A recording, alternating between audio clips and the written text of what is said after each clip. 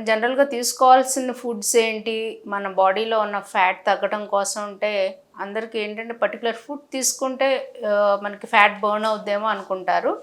కానీ fat burning foods అంటే మన బాడీలో ఫస్ట్ మెటబాలిజం అనేది పెరగాలి. సో మెటబాలిజం బాగా పెరగాలి అంటే దాన్ని బేసిక్ మెటబాలిక్ రేట్ అంటారు. జనరల్గా మనం రెస్టింగ్ పీరియడ్లో మన బాడీ దాని ఫంక్షనింగ్ కోసం మనం తీసుకునే ఫుడ్ని కానీ దాన్ని ఎట్లా యూటిలైజ్ చేసుకుంటుంది, దానికి ఎంత ఎనర్జీ కావాలి, అదంతా యూటిలైజేషన్ని మెటబాలిజం అంటారు. సో ఈ మెటబాలిజం పెరగాలి అంటే మన డైలీ డైట్ ఎలా తీసుకోవాలనేది తెలియాలి. డైలీ డైట్లో మనం చేయవలసింది ప్రాపర్ ఫుడ్ తీసుకోవడం. మోస్ట్లీ బ్యాలెన్స్ డైట్లో అన్ని వెజిటబుల్స్ ఇంక్లూడ్ అవుతాయి.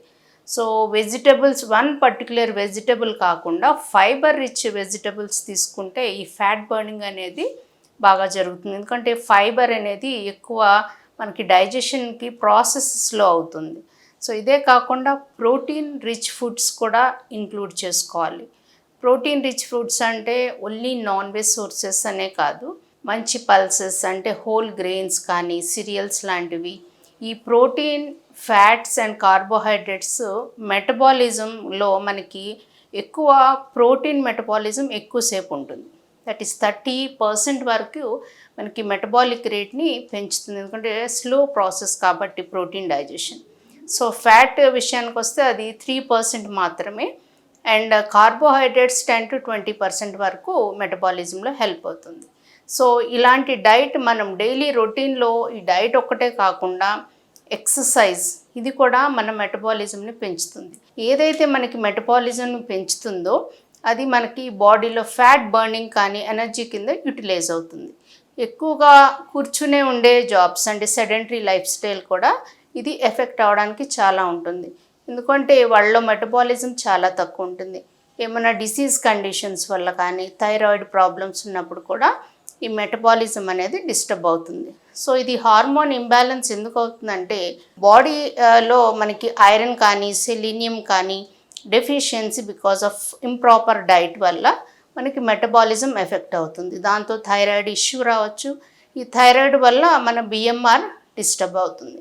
సో దీనివల్ల మోస్ట్లీ ఆ కేసెస్ వాళ్ళు వెయిట్ ఎక్కువ ఉండటం జరుగుతుంది. ప్రాపర్ స్లీప్ లేకపోవడం ఇది ఒక రీజన్.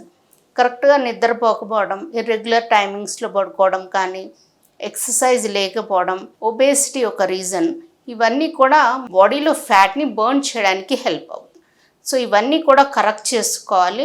మన డైట్లో రొటీన్లో పర్టికులర్ ఫుడ్స్ అని చెప్పాలంటే గ్రీన్ టీ ఒక గుడ్ సోర్స్.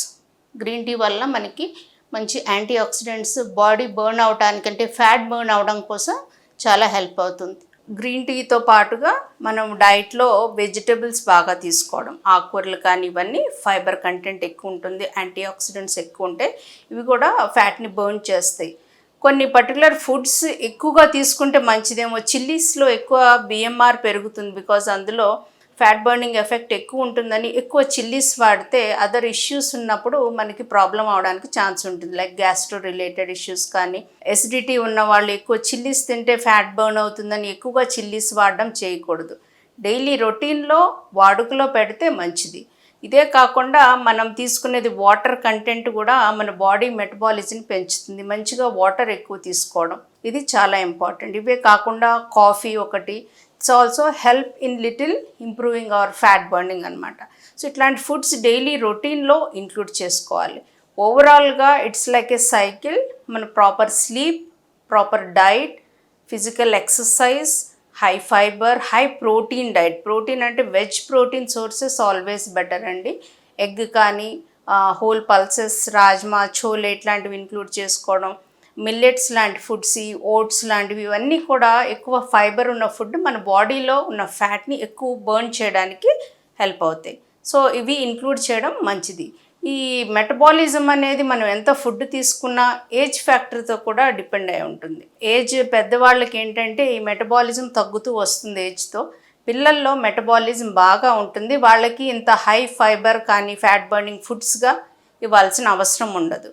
సో మిగతా ఏజ్ గ్రూప్ ఎవరైతే ఒబేస్గా ఉన్నారో ఇట్లాంటి వాళ్ళకి ఇవి జనరల్గా ఇంక్లూడ్ చేసుకుంటే కొంతవరకు హెల్ప్ అవుతుంది. సో మనం తెలుసుకోవాల్సింది ఏంటంటే ఫ్యాట్ బర్నింగ్ ఫుడ్స్ అనేది వన్ పర్టికులర్ ఫుడ్ ఎక్కువగా తినటం కాదు, డైలీ రొటీన్లో ఇంక్లూడ్ చేసుకోవడం వల్ల మనం ఇది బర్న్ చేసుకోవచ్చు.